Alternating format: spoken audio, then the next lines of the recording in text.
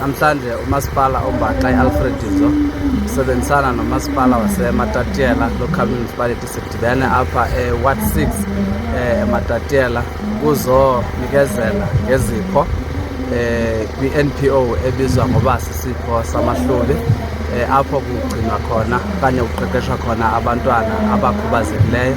Silapha ke ukuzoba pha singumasipala ombaxa sisebenzisana nomasipala waseMatatiele.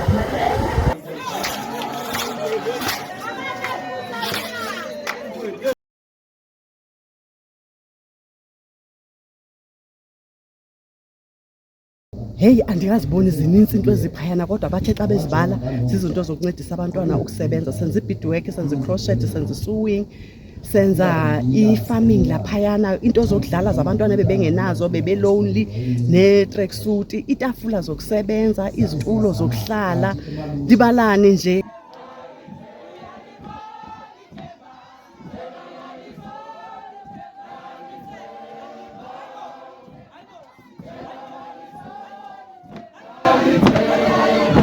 Abazali babantwana abalapha